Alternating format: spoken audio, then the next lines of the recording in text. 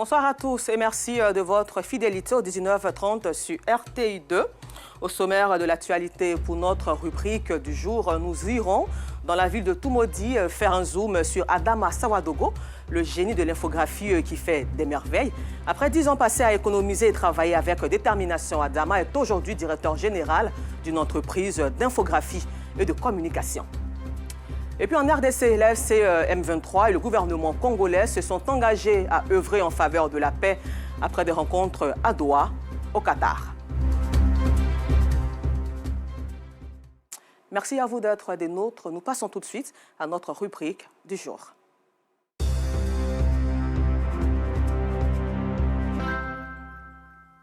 Dans la ville de Tumodi se trouve Adama Sawadogo, le génie de l'infographie. Après avoir économisé pendant 10 ans, il a décidé de travailler à son propre compte en se lançant dans le domaine de l'imprimerie avec une seule imprimante en 2019. Grâce à sa détermination et son savoir-faire, Adama est aujourd'hui directeur général d'une entreprise d'infographie et de communication. Il est une référence dans la ville de Tumodi et dans la région du Bélier. Assitan Diarra, Gilles Tonien et Seydou Ouattara sont allés à sa rencontre.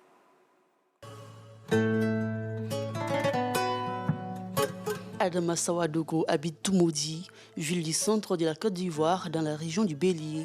Travailleur consciencieux et autodidacte, il avait un grand rêve, devenir infographe. Déterminé à vouloir coûte que coûte réaliser son rêve, Adama a dû travailler dans une coopérative café-cacao pendant une dizaine d'années. À force de travail et passionné par ce métier d'infographie, il a réussi à ouvrir son premier local d'imprimerie en 2019 dans la ville de Tumodi. J'ai une licence en histoire. J'ai suivi une formation en certification de coopérative Café Cacao et dans la lutte contre le travail des enfants. Il faut se priver de beaucoup de choses pour pouvoir réaliser son rêve. Pour acquérir nos premières machines, on a dû fermer les yeux sur beaucoup de choses. On a arrêté beaucoup de choses, on a vu beaucoup de plaisirs qu'on a dépassés. J'ai pu économiser un peu d'argent pour lancer l'entreprise de mes rêves. La première machine qu'on a eue, c'était une petite imprimante. Quelques mois plus tard, grâce à son génie, son savoir-faire, son abnégation et la qualité de son travail, les clients ne se font pas prier. Son imprimerie bondée de monde. C'est alors qu'il décide d'aménager ici, dans ce bâtiment, avec plus d'espace. Pour répondre à la forte demande, il a à sa possession des imprimantes et autres machines professionnelles, des machines qui lui permettent de se perfectionner en vue de satisfaire sa clientèle. On a 5 employés permanents et quand il y a des pics, on fait appel à des anciens stagiaires qui viennent nous épauler. J'ai toujours voulu travailler pour moi-même. Donc le conseil que je peux donner aux jeunes aujourd'hui, c'est de croire en leurs rêves. Rien n'est facile, il faut partir de quelque part et croire fortement. Et surtout, il y a un secret. Le secret, c'est quoi? C'est le sérieux que tu peux mettre dans ton travail.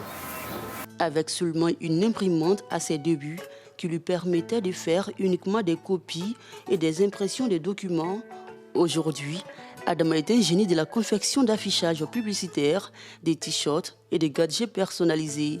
Des productions faites à partir des machines de dernière génération. On a ici une imprimante DTF, c'est-à-dire on a une technique d'impression sur du plastique. La machine nous a coûté 2 900 000. C'est un des piliers de l'entreprise. Parce que c'est la machine qui permet de confectionner les t-shirts. Là, c'est elle qui a permis de faire ça. C'est une presse pour les gourdes, les tasses et autres.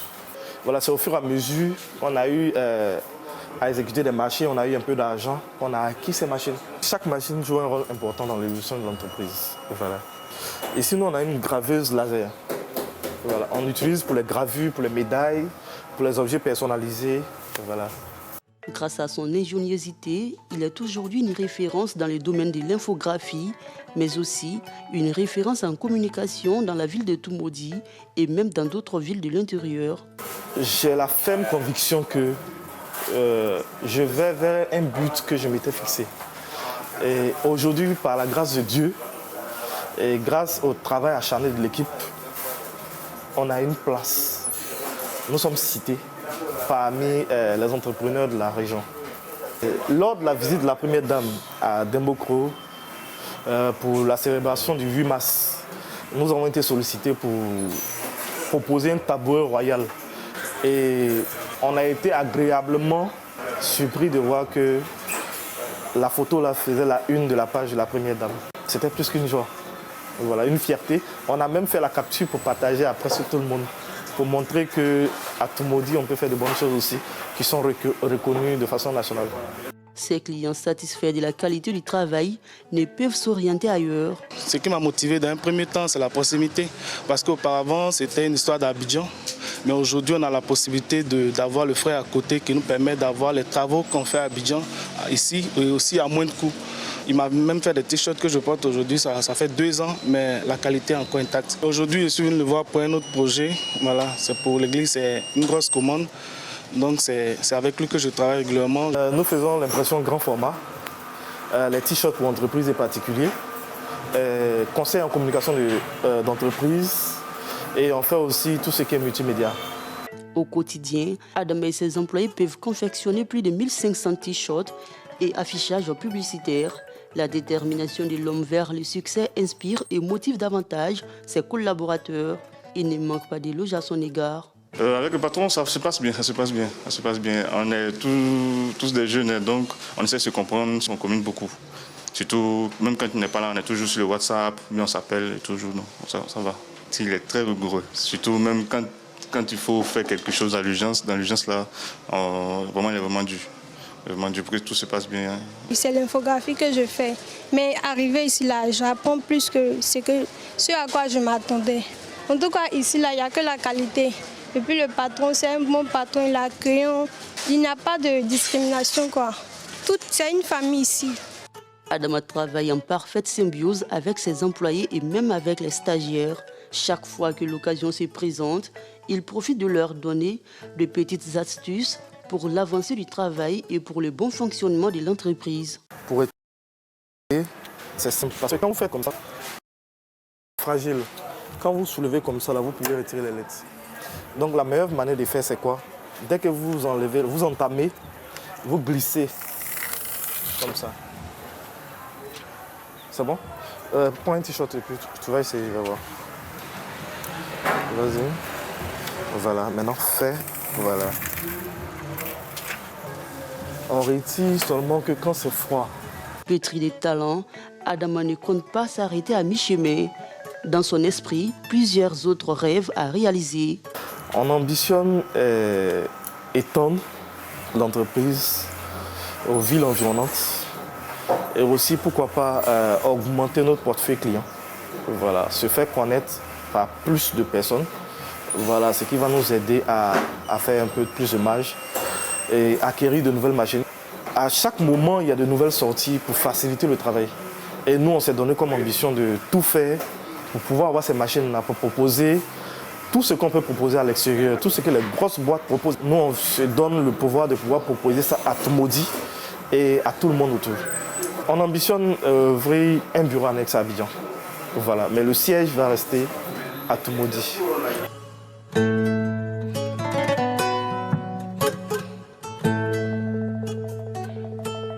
Après avoir travaillé pendant 10 ans pour des particuliers, Adama Sawadogo est aujourd'hui un chef d'entreprise comblé.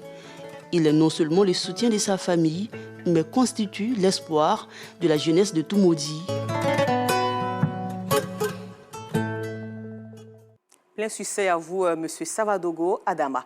En société dans la ville de Saint-Fra-Elisabeth, la trentaine révolue souffre d'un mal qui la ronge depuis 2018. Après avoir subi des interventions chirurgicales en 2021, elle se retrouve avec le ventre ballonné. Ses journées sont assombries par des douleurs. Désespérée, elle et sa famille lancent un cri de cœur aux personnes de bonne volonté. C'est reparti avec Assistant Diarra Giltonien et Seydou Ouattara. Commune de Saint-Fra, région de la Maraoué. Depuis 2018, voici le fardeau que porte Elisabeth Kofi.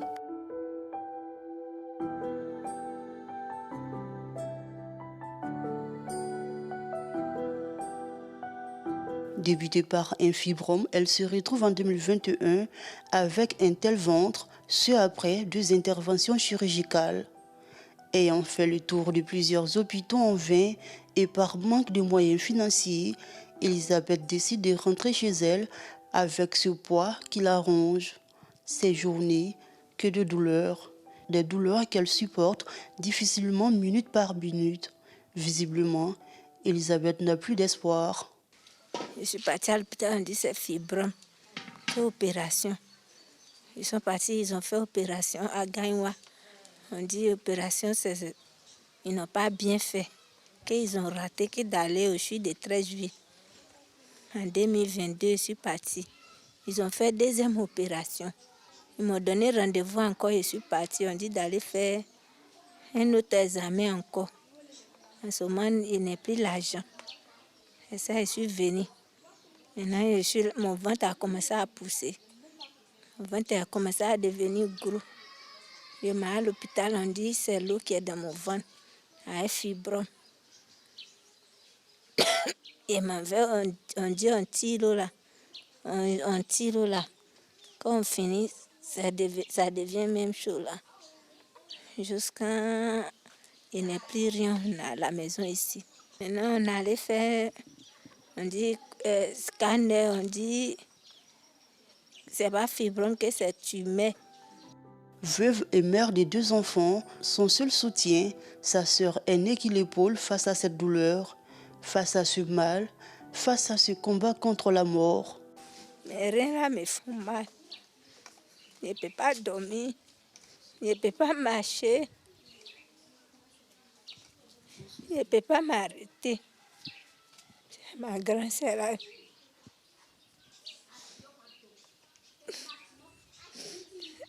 Même si elle m'a dans VCO, là-bas, si elle finit, elle va aller me soulever. Ma grande sœur aussi qui va aller se chercher, et puis à côté de moi aussi, elle peut pas là quelque part. Désespérée, sa famille et elle lancent un appel aux autorités et aux personnes de bonne volonté. Maladie là, ça a duré. Moi-même, quand ça a commencé, premièrement là, je ne suis pas là. Je suis partie travailler au Liban. C'est ça, je suis venue. L'argent que j'ai eu là, je lui ai pris pour aller à Abidjan, je suis de 13 villes. Yamsokro, Boaké, Benjerville, pour aller faire opération. Quand elle fait jour, quand l'argent là est fini, c'est ça, on est là. Maintenant, je ne peux plus aller travailler. Elle ne peut plus marcher, elle ne peut rien faire. Donc, en tout cas, aidez-nous. Il n'y a plus l'argent. Aidez-nous. Il y a 2 enfants. Il y a un qui a 10 ans, l'autre a 8 ans. Mon mari est décédé. Mes enfants ne peuvent plus aller à l'école où on est là. S'il y a ma solution, encore il n'a qu'à m'aider. Il n'a qu'à avoir pitié de moi. Il n'a qu'à avoir pitié. Même si Elisabeth est dans le désespoir, son rêve, recouvrir la santé pour prendre soin de ses enfants qui souffrent déjà du manque d'affection paternelle.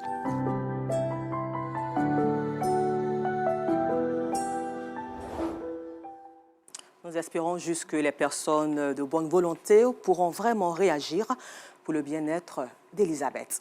Très bonne nouvelle pour les populations de la région de la Bagoué qui ont célébré un événement marquant de leur histoire. Il s'agit de l'inauguration de la nouvelle station de traitement d'eau potable de Gbemou, située à 15 km de Boundiali. Cet ouvrage, il faut le souligner, fruit d'une vision ambitieuse et d'un leadership exemplaire, est destiné à améliorer la qualité de vie de plus de 200 000 habitants, incluant Boundiali, Kolia, Kouto et plusieurs villages environnants. Le compte-rendu est signé Bienvenue Kwao.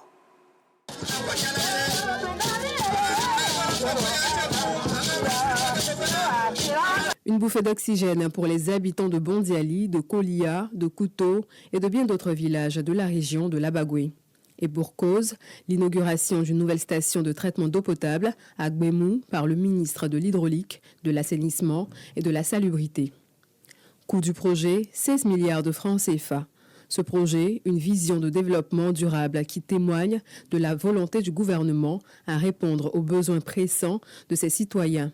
L'émissaire du gouvernement, Bouaké Fofana, profitant de l'occasion, a exprimé sa gratitude au président de la République, Alassane Ouattara, pour cette initiative qui, en plus de l'Abagoué, va profiter à 12 autres localités de la Côte d'Ivoire. Nous avons un président qui a une ambition pour la Côte d'Ivoire. Cette ambition, avant d'être des mots, elle se voit. Nous savons le chemin parcouru de 2011 à aujourd'hui. La question d'eau, d'éducation, de santé, de route, c'est extrêmement important. Mais tout ça n'est possible que quand il y a la paix, quand il y a la sécurité. Et quand ces conditions sont réunies, quand on a un leader comme Alassane Ouattara, c'est le ciel qui est la limite. Le ministre Bouaké Fofana n'a pas manqué de saluer le leadership de la ministre Maria Toukoné, par ailleurs députée maire de Bondiali, pour son implication sans réserve à la concrétisation de ce rêve. Madame le ministre Maria Toukoné, Bondiali s'embellit chaque jour. Félicitations. Population de Bondiali et de la Bagoué, vous avez de la chance d'avoir une maire qui a des ambitions pour sa commune et pour sa ville. Des plaidoyers constants de l'autorité municipale de Bondiali en faveur de l'accès à l'eau potable ont porté ses fruits. C'est pourquoi Maria Toukoné et ses administrés se réjouissent de la réalisation de ce projet qui aujourd'hui fait la fierté de l'Abagoué. Autorités et population traduisent leur gratitude au chef de l'État, Alassane Ouattara. Pour Bondiali et pour l'Abagoué, le calvaire est derrière nous. C'est un grand ouf de soulagement. Et au nom de Bondiali, au nom de l'Abagoué, nous disons merci au président Alassane Ouattara. Sa vision de paix et de stabilité nous honore. Cette nouvelle station de traitement d'eau potable de Gbemou, avec une capacité de production de 11 600 m3, va assainir le cadre de vie de plus de 200 000 âmes de cette région. À la page à culture, le 10 mai prochain, Paris vibrera au son des tambours et des chants du centre-ouest ivoirien. Sur scène plutôt, deux peuples, deux identités musicales, Bété et Oué, un affrontement culturel haut en couleur pour mettre en lumière la richesse des musiques tradimodernes de Côte d'Ivoire et surtout raviver le lien entre la diaspora et ses racines. Et la conférence de lancement a eu lieu récemment dans la commune de Yopougon en présence de nos Sangaré.